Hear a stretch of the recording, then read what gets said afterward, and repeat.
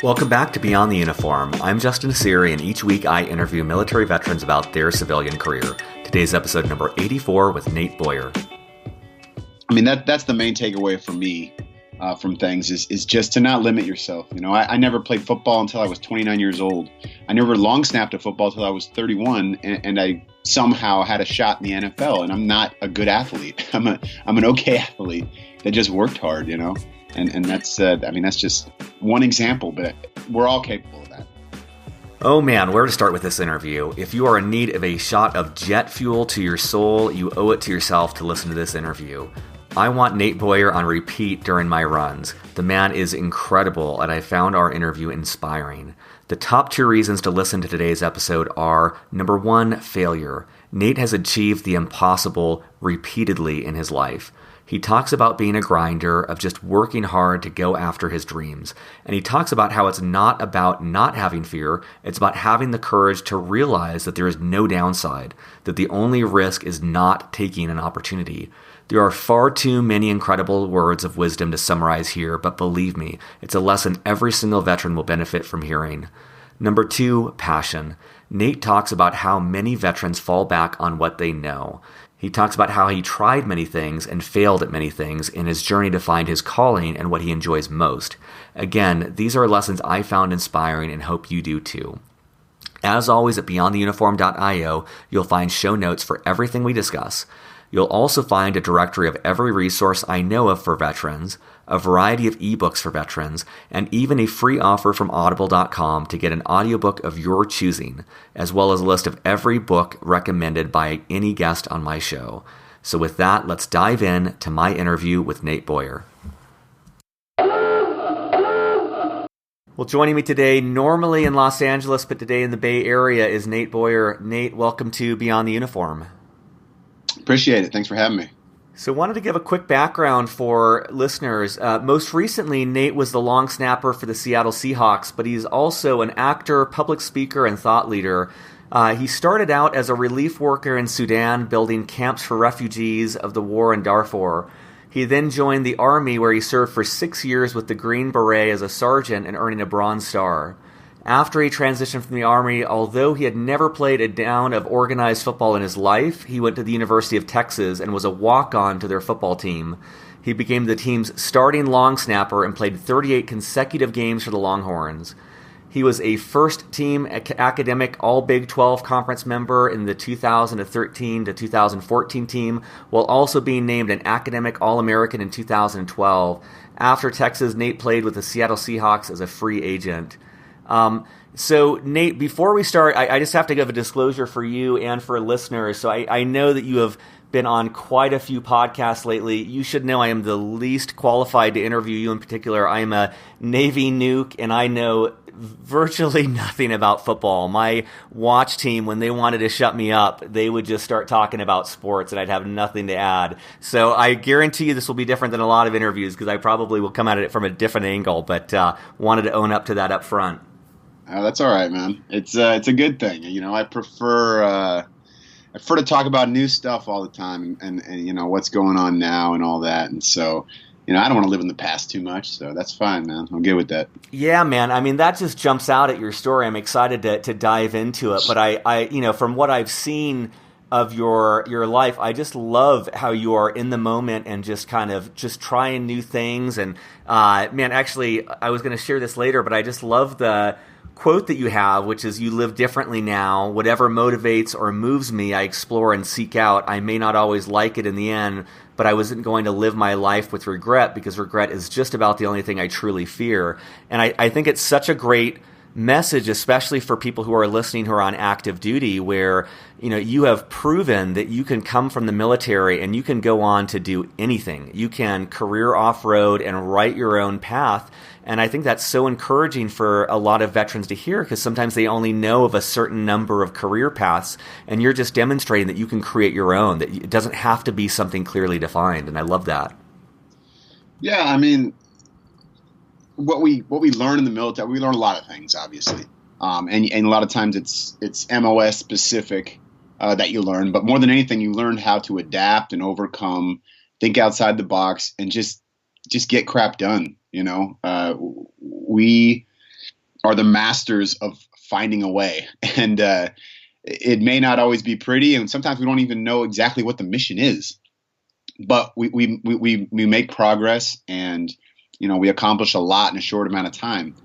And so those kind of skills, that skill right there, is extremely transferable to any facet in the world today. And so to limit yourself to think that because I haven't done this before, or I don't have experience, or I'm too old, or I'm not smart enough, all that stuff, it's just BS, man. I mean, everybody else out there that's doing great things, military or not, they're no more qualified as a human being than you are. They just decided this is what they're going to do. They made that choice, and they typically outwork everybody. That's how it gets done. And that's true in sports too. You look at the NFL even. Yes, those guys are talented. I mean, they're very talented. But the ones that make it, the ones that have long careers, the ones that end up being great, are typically guys that just decided they were going to work harder than everybody else. And a lot of people that had all this natural talent that didn't put that commitment in are the ones that it doesn't really pan out for. And that's true in everything. And so, I mean, that's the main takeaway for me from things is just to not limit yourself. I never played football until I was 29 years old. I never long snapped a football until I was 31, and I somehow had a shot in the NFL. And I'm not a good athlete. I'm an okay athlete that just worked hard. And that's that's just one example, but we're all capable of that. I love so much about what you just said, and I think a lot of times on these interviews, people talk about how clearly defined the military is, how they, when they were in the military, it was a clear progression. They knew how they were going to get promoted. They knew the timeline. They knew the pay scale. They knew everything about it. And then the civilian career was this big unknown. But I love that you're shining this light on this portion that's in the shadows, which is the degree of someone's military service that is so unstructured, that is no roadmap, and having to lead people in unpredictable situations, having to come up with solutions where no one's ever done anything before. And I just love that you're choosing to focus on that aspect rather than what people normally do, which is this clearly defined military, everything structured. Because yes, there is a lot structured in the military, but there's so much that's unstructured and is reliant on the ingenuity of individual soldiers, sailors, Marines. Yeah, absolutely. And I think why we felt more confident in those situations than maybe we do out in the civilian world is we always had a team around us and others you can rely on. And so that's one thing that I try to do. I mean, I don't have a lot of super close friends. I spend a lot of time alone. I kind of do things my own way. But at the same time, when I have a big project or something I want to tackle, I am picking everybody's brain I can. I'm asking a lot of questions. I'm taking every meeting. I'm somewhat building a team around me, whether they know it or not, to help get whatever it is done I'm trying to get done. And you need help, and you need to be not afraid to ask for help. And that's something we did in the military. When you didn't know how to do something, you didn't just do it and do it wrong, because if that was the case, you're going to be in trouble. I mean, that's just the way that is. If you didn't know, you had to swallow your pride and ask, whether it was your superior or sometimes even somebody under you. It doesn't really matter. If you don't exactly know, you just ask, and you rely on your team, and you know that they're going to ask you when something comes up, and whether it's in combat or in the in garrison or whatever, we always do everything with and for the man or woman on our left and right. And you have to kind of create that team and build, and not be afraid to build that team out there. Everyone wants to be part of a team anyway. So if you have a mission, a goal, a dream, whatever, verbalize it. Let other people know what you're trying to do, and get it done together. I mean, it's really that simple. I think about the more I've kind of, I don't know, developed my whatever my plan is, my life goals or dreams or whatever. The more that I kind of get into those, and I start seeking out people and those that inspire me and those that have had successes, and ask them questions and sit down with them, the more I realize that they're not any smarter than I am. None of these people, they're not these incredibly genius innovators all the time. They're just grinders. You know what I mean?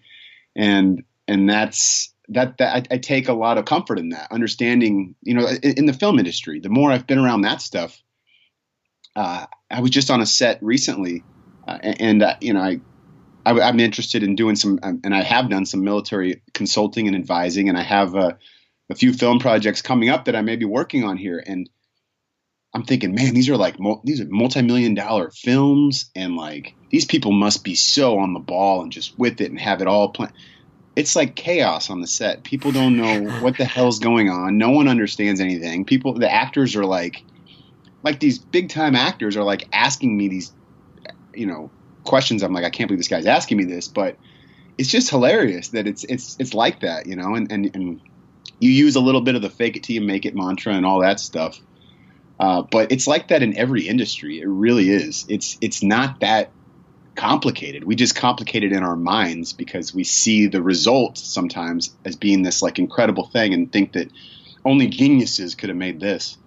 And it's absolutely not like that. It's just a bunch of people working together trying to figure it out on the way, Yeah, man. I mean, my first year, if not the whole time at business school for me, I was surrounded by all of these incredible people and just assumed, I bought into this phrase of like, well, in the military, you don't have any real world experience and believed that. And then had that dawning moment at some point where you realize like, there's a lot of confidence and a lot of bluster and yes, a lot of ability, but there's nothing here that I don't have. There's nothing here that I haven't gotten in spades from my military service. And I love that thought of that you're saying, which is like, it's not like these people deserve it more. It's not like they're better capable, more intelligent, anything else. Like it's a level playing field in that regard. And sometimes the only thing missing is a little bit of confidence and belief there. Absolutely. Yeah, no, it's no different. I mean, I can't believe somebody actually said that, but you're not going to get any more real world experience than your service, even if you didn't deploy, even if you didn't go overseas. I mean, that's ridiculous. But I mean, maybe there's a little bit of arrogance in some of these industries and all that, but that's just insecurity from those people because, they understand, they probably know deep down it's really not that hard what they're doing. They're trying to make it sound hard. So everyone else is afraid to try because they know that it wasn't that big of a task at the end of the day. It was just the fact that they were there. They showed up on time, right place, right time, right uniform, like we say in the military. That's half the battle in any industry, I swear. Mm.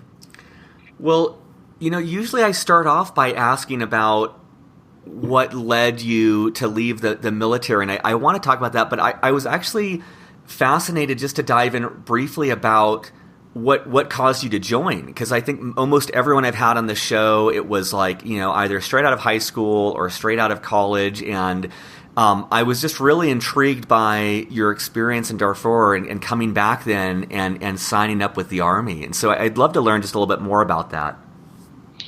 Yeah, I was in my early 20s and 9/11 had happened, and so I had thought about the military and all that, but I wasn't sure that was something I wanted to do, and I was living in Los Angeles at that time, actually, and I was interested in getting into the film industry. That was something that was interesting to me. I didn't know what I would do exactly, but I was also partying quite a bit and not really doing anything productive, to be honest. Not a lot productive anyway.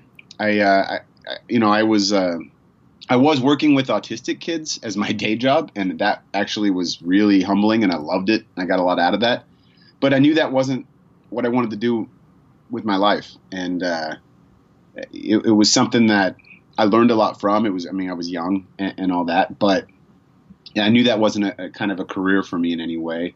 And then, I do that during the week. And then on the weekend, I would just, drink way too much. And, I tried every drug. I did all that stuff, man. And it just wasn't fulfilling. As anybody that's probably gone down that road, it just doesn't do it for you at the end of the day. And I honestly, I'd gone backpacking all over Europe, and I would save my money up and then just take off for a while and kind of just bum it, sleeping on trains and living on the cheap out there. And I got back and I just I made a decision that this next time I went overseas or went and did something, it had to have some sort of a mission attached to it, or like a purpose, you know.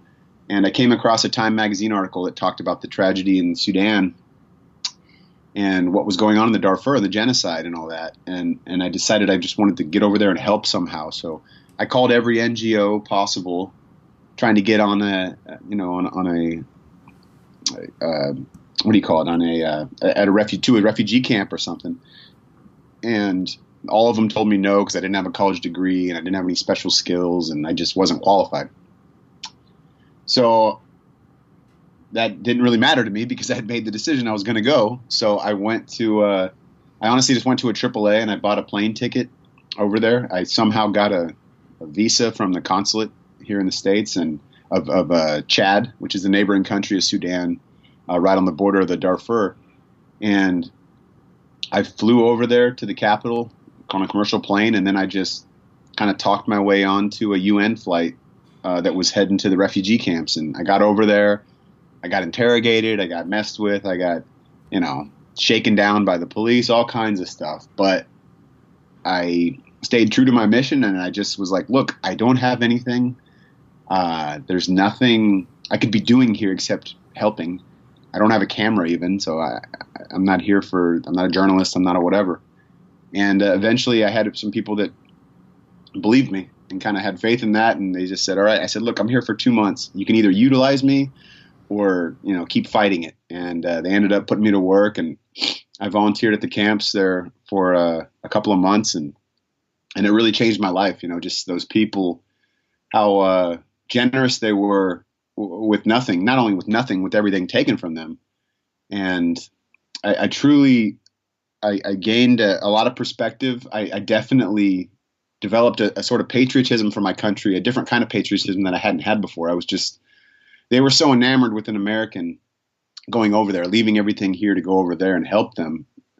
And they just, they had quite a lot of respect for what we stand for and who we are. And I had heard otherwise from people back here, like, oh, people in those places, they don't like us. They're jealous of us. They hate us, blah, blah, blah. It's all BS. I mean, they just, they looked up to us, and it meant a lot to me, and just playing with those kids and seeing those kids that have had horrible things happen to them and their families. And every day, if they can play soccer for half an hour, it like makes their day. You know what I mean? They're incredibly happy, and all they want is food in their mouth, water, and some sort of a shelter over their head, and they're good to go.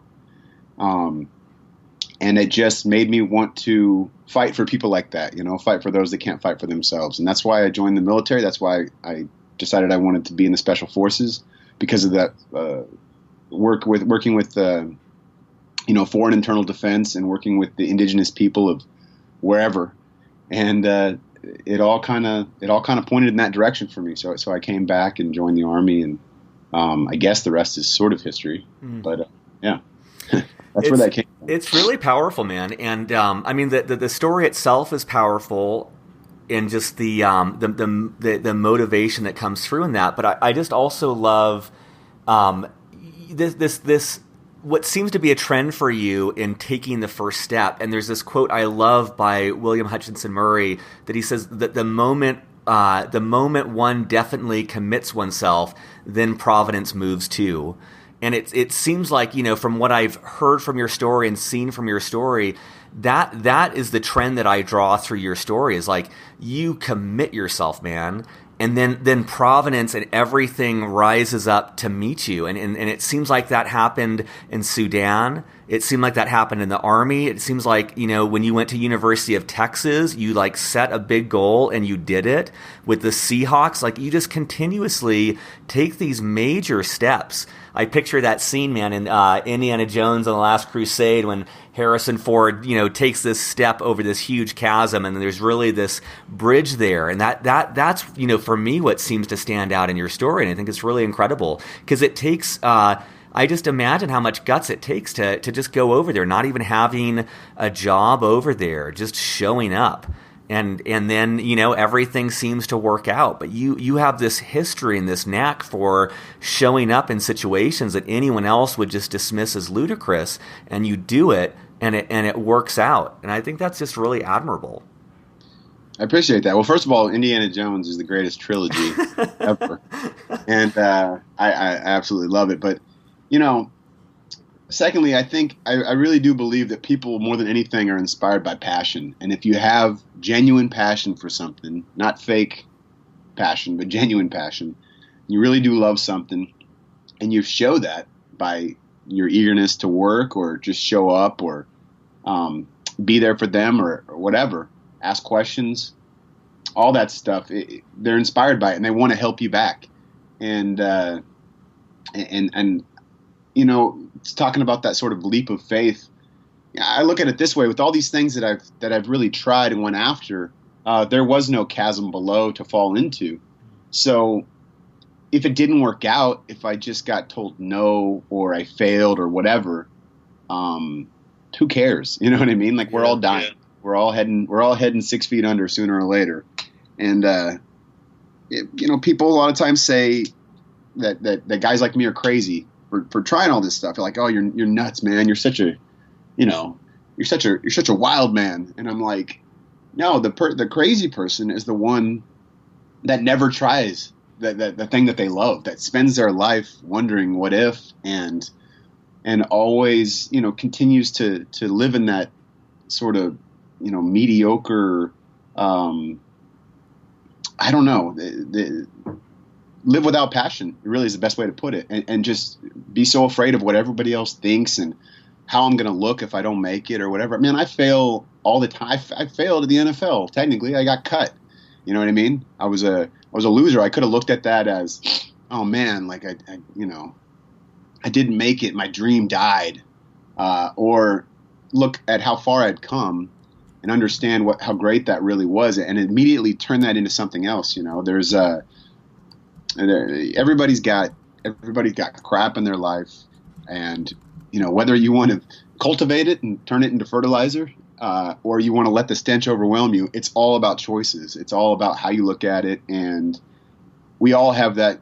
That's the one thing we can control, you know, how we react to things, and that choice. You can't control outcomes, but you know, that's just the way it is. That's just the way it is, and to let that fear of it not working out the way you'd planned, or let the thoughts of other people and the you know, the ridicule and how stupid you're going to look, to let that control your destiny is just ridiculous, because our destiny is all one of, you know, ill will. We're all going to die, and so, you know, to waste my life worrying about all that stuff and worrying about everything is just, I don't know. It's just not something I'm interested in, and I don't think people are moved by that. I don't think people are inspired by that way of living. Yet so many of us do, and I mean, I had a time in my life where I kind of did, and I'm just not going to live like that anymore. That's for sure. Man, you've got so much humility around it, but what I really love, what I find inspiring, is that you know, when you said there was no chasm for me when I made these decisions, you know, my mind started going, and I'm like, no, dude, you're like, there's you could get shot, there's all these things, you could be, you know, arrested. My mind went to all these negative things, and then, you know, as you talked, I realized it is all BS. Like, all of that fear, it is nonsense. And I love how you put that into, like, you know, the real risk is not taking the opportunity. The real risk is not trying to see what your full potential is. And I love how you talked about failure. You know, that's something big on my mind right now, is how much we learn from failure, and how sometimes it's so daunting. But Tony Robbins has this phrase that's become my mantra, which is like, you know, the belief that life is happening for us, not to us. And I think it's such a subtle mindset shift, and it seems like you're living that, where you're not afraid of that failure. You realize that it's going to make you stronger. You're going to learn from it. Maybe it's not your final destination, but it's going to make you a better person, and you're going to learn from it. And hearing you talk about it, it just sounds so liberating. I just love that thought. Well, I mean, I want everyone to understand this too. You think about someone like Tony Robbins. I guarantee you, every day he has self-doubt. He has insecurities. He has fears every day that they enter his mind, and they enter mine, and they enter everybody's. We are all connected in that way. So I think that's what stops a lot of people is they have this idea that people that are attempting these amazing things or doing these great things or successful or whatever, that they just, man, nothing phases them, whatever. It's totally not true. There's no way. We all have that voice in our head, and we just have to understand that voice is not us. We're the one listening to it. And so you can choose to block it out and overcome, the fear of death or things not, you're not coming back from something, like you're talking about, taking these big risks, and that could be the outcome. I'm much more afraid of living with myself if I don't try those things than dying, Yeah, I mean, I love that sense too, that like courage isn't courage without fear. Like that fear is universal in us and humans, and all courage is being able to tolerate or move past that fear. But everyone has that. That's not, if you don't have that, you're an idiot. Like if you don't have some sort of sense of fear. How do you approach your, not to jump too far ahead, but how do you approach career now? I'm just wondering if you have any advice, because, especially for guys and gals that are just getting out of the military and kind of exploring what lights them up, what have you found helpful in like finding what you're passionate about, or knowing how to pursue that, or even just knowing what steps to take to move towards something that might really light you up?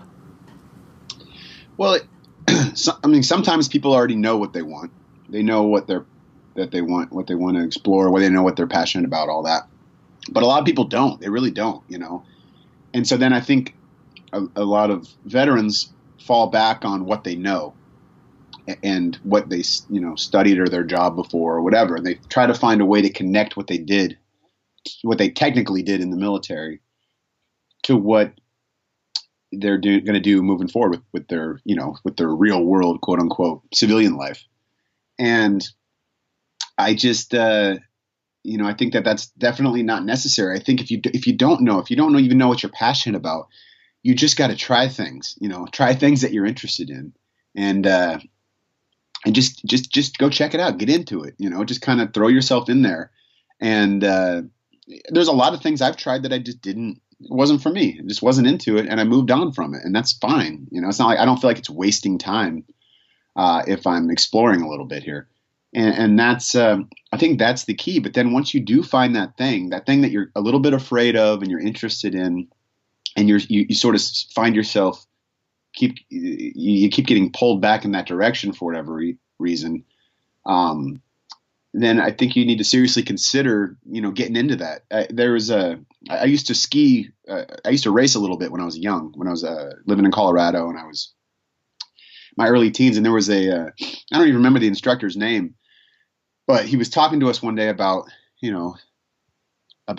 downhill skiing, and you're going pretty fast, and you're going around gates and all that, but you're going, you gotta lean into it and head downhill, right? And he would always say, if you're not scared, you're not skiing. And it's kind of the same thing with life to me. If you're not a little bit afraid, or a lot bit afraid of whatever you're sort of getting into, especially in a professional career, I truly believe that, then you probably shouldn't do it. It's probably not going to fulfill you if it's just, something comfortable or relaxing. I think a lot of us, we can't wait to get out of the military, and we just want to like relax. I don't want someone in my ear all the time, and I just can't wait to get done. And then you get done, you get out, and within like a couple of weeks, you're just bored out of your mind, and you can't believe you got out, or you have no idea what's next. And so that's just not something, we're people of service. We spent all that time in the military, and whether you joined for that reason or not, you became a man or a woman of service. And we need a little bit of that moving forward every day, and so we have to be able to find those things that we're passionate about, those things that we're a little bit afraid of, and then find a way to do something good with them.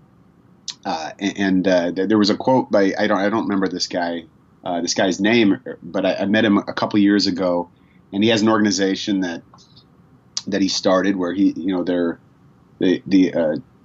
the sex slavery trade and these, child slaves and stuff like that. And he climbs mountains to help these people, and he talks about doing what you love to fight what you hate. He says that's his mantra that he lives by, and he found a way to connect it and found a way to make that work and found a way to serve in that way. And that's all I'm trying to do now with everything that I'm doing. Find a way to connect it and use it as service to people.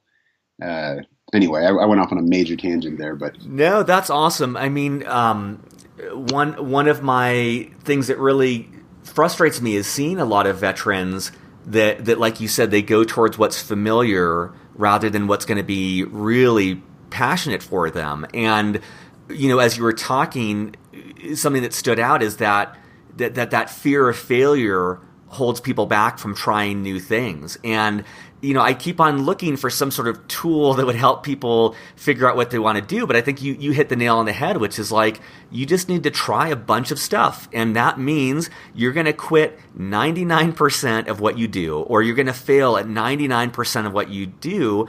But that's going to lead you to the 1% that you really like and you can devote your life to. And I can see how that fear of failure holds me back, and I think it holds a lot of vets back, of just not wanting to fail, but realizing like that's the essential component. That's the only way that you're going to figure out what you really want to do. And once you're doing what you really want to do, it's the only way you're going to get better. And I love, not to harp on Tony Robbins, but he also says like the extent of our success is directly proportional to our ability to handle or to tolerate uncertainty. And it's like, man, so often in my life, and I see with other vets, so often in our career choices, we want certainty, we want security, we want that safety. And that's most often going to be contrary to what's going to cause us to grow the most and achieve the most and experience the most. Because when we're in that, uncomfortable position, that's where all the juice is. And so I love your willingness to try different things and fail at different things and be open about that, because I think it's such a great role model for a lot of vets who might be hesitant to do the same, but that's just, that's going to be so helpful for them to do that. Yeah. And I don't know if you've noticed, but every quote I have or everything I've drawn from, for my life that I kind of use and live by is all stolen from other people. Yep. Yep. I mean, that's all I do. I'm not an innovator. I haven't done anything that no one else has done before. That's one of the things I wanted to ask about too, is what resources would you recommend to other vets? It could be books, it could be conferences, it could be people to check out, it could be podcasts. I'm just wondering things that have inspired you or challenged you, because I completely agree. Don't invent shit, like borrow it. There's so much good stuff out there to learn from others and to learn from their experiences and mistakes. I'm just curious if anything in particular comes to mind that you'd recommend to listeners. Man, that's a good question. I mean, honestly, I'm not much of a reader. I don't really have anything like that or any specific individual. There's just a lot of individuals that have just inspired me with things that they've done in their lives, and whether it's someone like Pat Tillman, or I honestly don't know. I mean, just people I've come across. I just listen. I remember doing that when I went back to college. I didn't take notes in class. I didn't buy the books and read. I just went to class and I listened. And the teacher's going to harp on the thing that they think is the most important, and that's probably what you're going to get tested on, right? So for me, it's always been about, if it's something I'm interested in, like I said, then seeking it out, but seeking people out and just going straight to the source of those that really motivate you, and whether you think that person is too above you or whatever. If you come at it with humility and you honor them in some way and let them know why they inspire you, and sort of pick their brain in that in that way. Man, like I said, people want to help. People want to help other people. Everyone wants to feel important, and everyone wants to feel like they've made a difference in someone's lives that day. And so, why not? Why not? You don't always have to be the one making the difference. It can be other people too. Yeah. And that's where I derive all my stuff from. But I really don't have anything like that. I don't have like a singular mindset or a book or a quote or a thing that I kind of just go to. It's always evolving and always changing. And I mean, I'll be on an airplane watching some stupid movie or something, and I get all like wound up in it, and it like emotionally charges me. And for whatever reason, all of a sudden my mind opens up and all these new ideas and thoughts and whatever kind of jump in there, and then I get back and I start developing a plan. I mean, this whole, I don't know if you know about, I went and climbed Kilimanjaro last year. For this. I was going to ask about that and waterboys.org and Conquering Kili. Yeah. Yeah. So, I mean, that literally came about the day after I got cut from the Seahawks, because I got released. Of course, I was a little bit bummed out. I was just like, dang, it didn't happen. I didn't make the final roster. I failed, quote unquote, right? So I was literally the next day, I'm thinking, okay, what next? What am I going to do next? What's my next mission? What's my next plan? What's my next goal? And somebody from Chris Long, who played for at the time he played for the Rams. Now he plays for the New England Patriots. He had started this clean water project, and he reached out to me through somebody and just said, hey, I got this new thing I'm kind of working on. It's a clean water project for people in Tanzania, eventually people in Kenya as well. And I don't really know what I see you doing with us, but I just wanted you to know about it. And if you have any ideas, let me know, and a lot of people can take that as, well, I mean, what do you want me to do? I don't know I don't really know what I could do for you there. But instead I decided to just chew on that for a minute.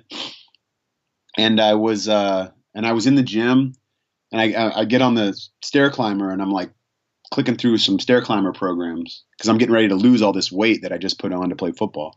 And one of the programs choices was Kilimanjaro. So it's like, you're going to whatever. And I'm like looking at that, and I'm like, Kilimanjaro. And I pull my phone out and I Google Kilimanjaro, and it happened to be in Tanzania.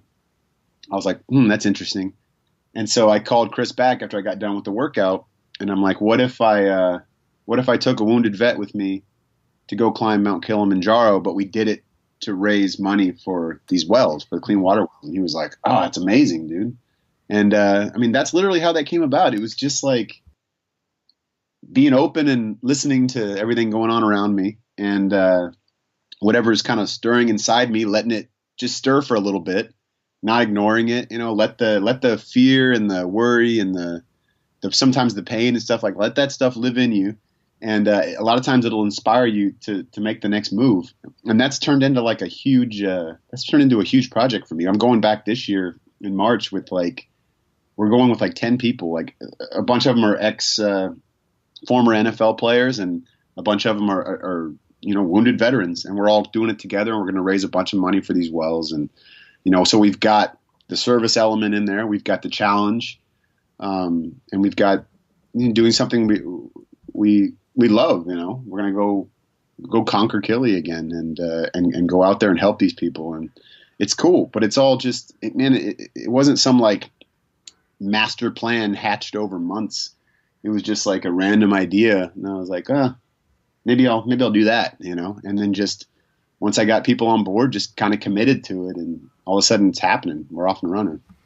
I love that it seems like once you not remove the fear component, but once you're open to being tolerant of fear and failure, it leaves you in this open state where, it seems like you're open to learning from anyone and anywhere, and you're open to these chance encounters that lead you to your next mission and lead you to your next thing. And I think that's just such a cool example of just not, the nuke in me wants to overthink everything and plan things out and try and chart a way to a destination. I think that has value at times, but I think that there's so much value, if not more value, to just being open to that serendipity and to working hard and just realizing that the most incredible opportunities might come at the most unexpected time.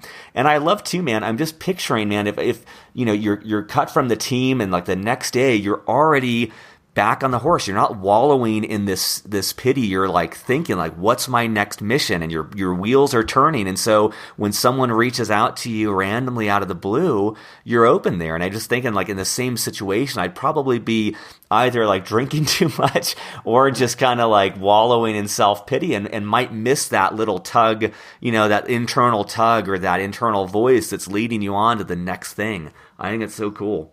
Yeah. I mean, wallowing is it's not attractive, and nobody's inspired by that. Yeah. Even yourself, Yeah. So it's one of those choices you have. Once again, you have no control over the outcome, but you definitely control how you react to the outcome. And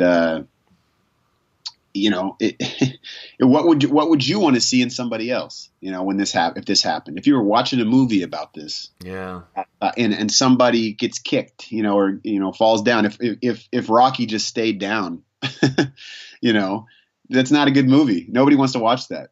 And it's the same thing with life. I mean, that's just think about what would inspire you if you were outside the situation, if you were looking at yourself. And what had just happened, and it doesn't matter what it could be the most horrible thing in the world. There's plenty of veterans out there that are missing limbs, and they're every day they are choosing to react to that in a positive way, and they're going on to do amazing things. And it's not like they don't have those down moments and those doubts and that fear and that pain and all that. And they're not ignoring that or shoving it down. They're letting it live in them, but they're also, overcoming it. Without obstacles to overcome, then there's no such thing as greatness. And so you have to embrace those and look forward to them. I mean, look forward to that adversity, because that is an opportunity to do something great. You have to understand that we all have that. And those moments are going to happen. You never know what's around the corner next Tuesday, and you're going to get slapped in the face. You're going to have people tell you you're stupid and you're dumb and you're not going to make it. Your dreams aren't going to come true, and you're going to tell yourself that over and over and over and over. But you just have to understand that that's all just part of life, man. It's what makes it beautiful. Is if everything was easy and it was all roses and whatnot, then it wouldn't be interesting. No one wants to see that. No one's interested in that. They're interested in the person that, has been through the fire and they came out the other side with a smile on their face. I mean, that's what inspires me. And I think that's what inspires most people, really. I love that image of just picturing yourself in a movie, and it's so awesome because it's like, man, when the worst tragedy happens in your life, when the worst thing that you just can't imagine living through happens, you picture that as a movie, and it's like, look, what does the hero do? The hero like picks himself up and they keep fighting, and that's such a cool, easily accessible way. I just love that as a tool for people. I wanted to make sure I also asked about, you had mentioned MVPvetsandplayers.org, and wanted to give room to hear anything you wanted to say about them as well. Yeah.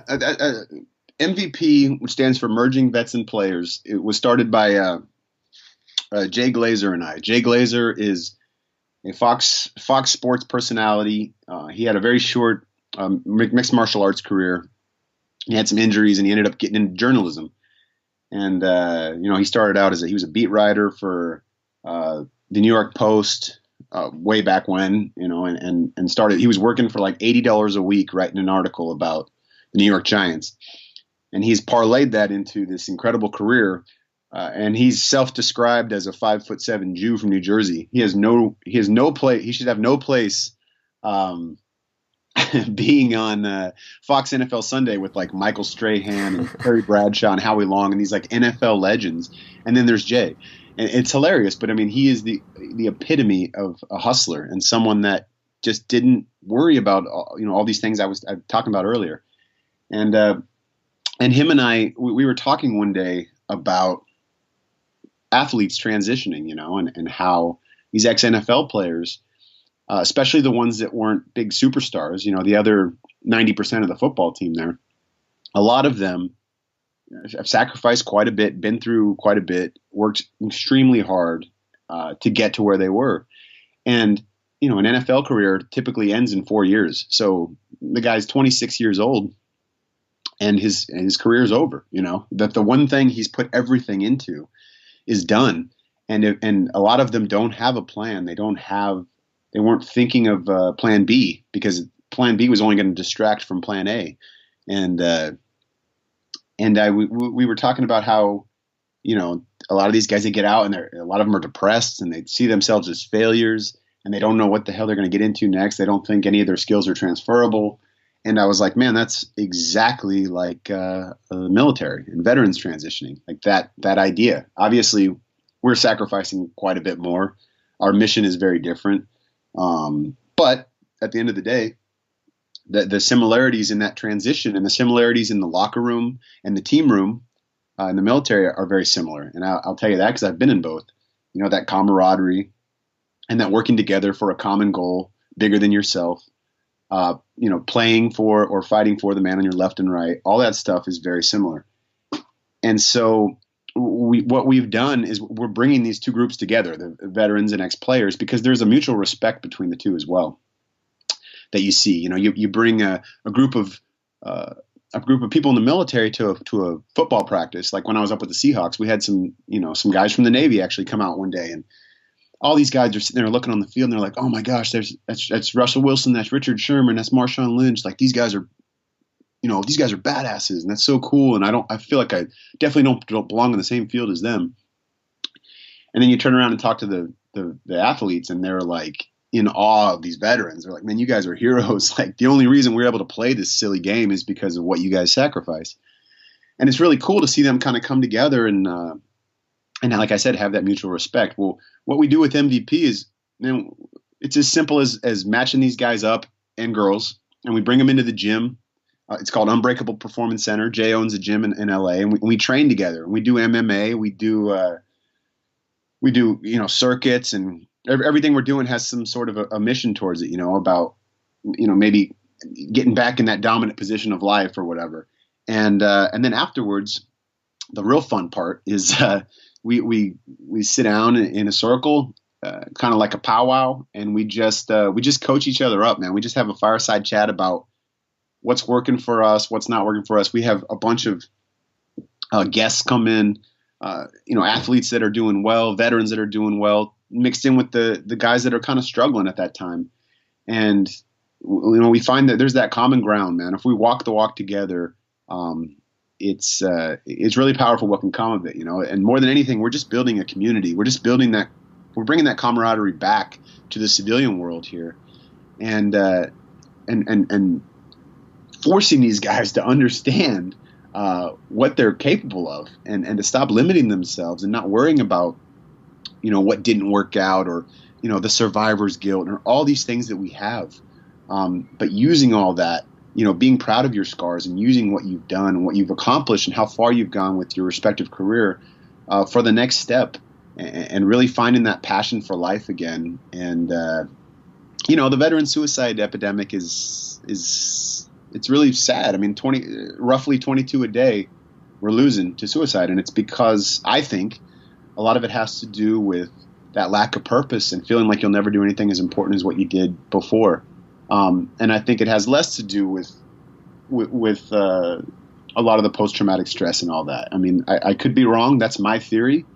But obviously that's a contributor. But I think the number one reason is we don't feel like we're worthy of anything. We don't feel valuable a lot of times when we get done, we get out, and we miss so much. We live in the past too much, and that's all we're trying to do here. We're just most of the guys, a lot of the guys we're working with in Los Angeles either are or were homeless veterans, and they're Iraq and Afghanistan vets, and it's sad to see that, but at the same time, that's where they're at, and that's fine. That's just part of their journey. That's part of that, part of those obstacles we were talking about. That's what they have to overcome at that time, and I say, man, even with that, like that you're in a perfect spot right now.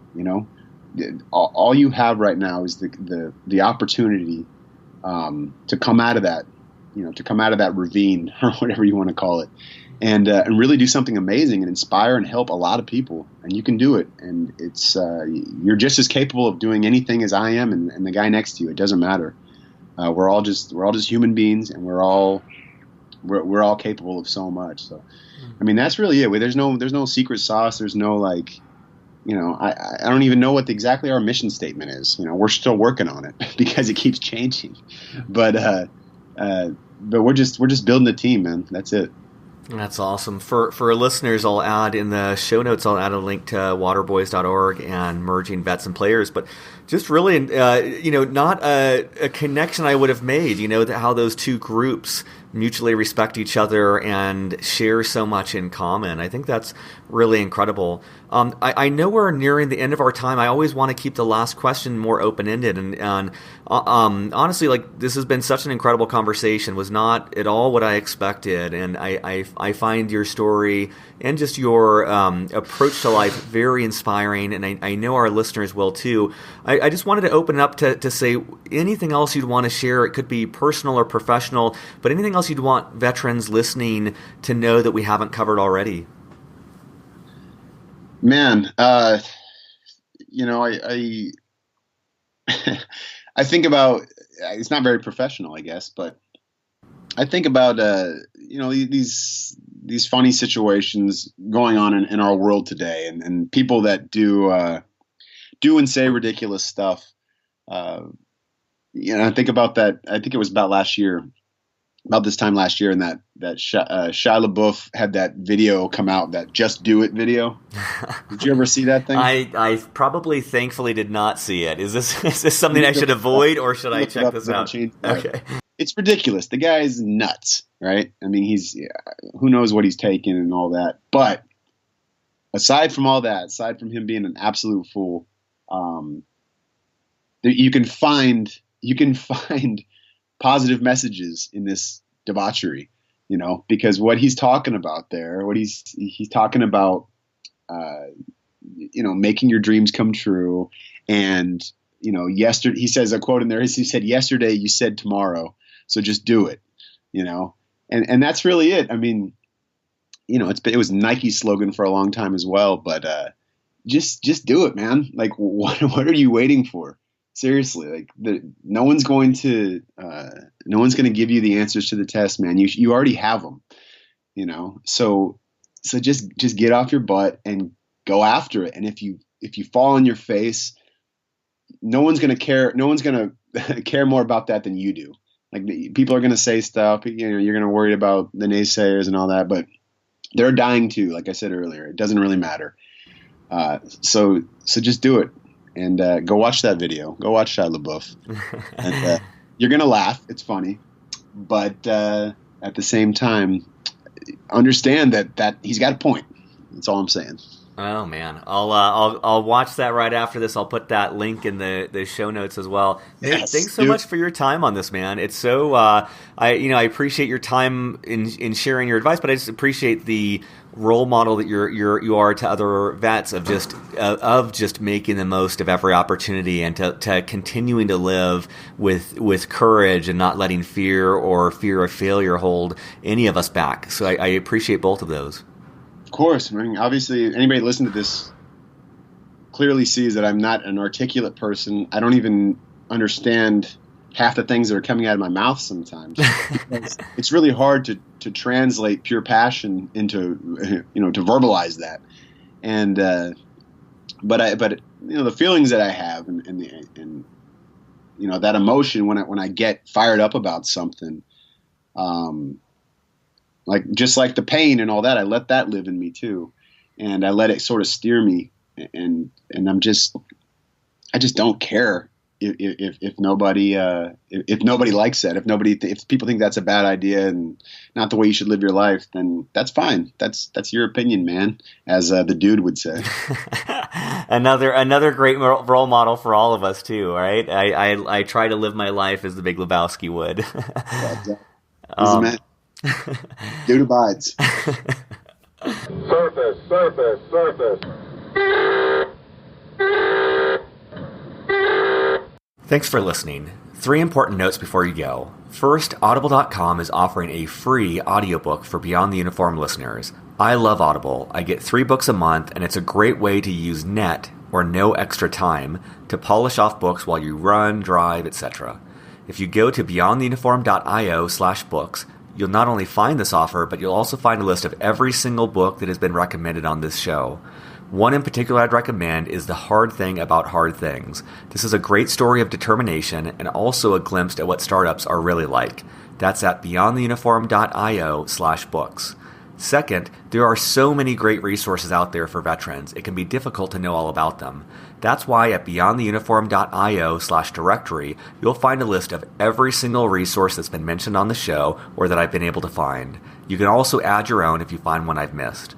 Lastly, I've put together several different free ebooks that provide data for veterans about their civilian career possibilities.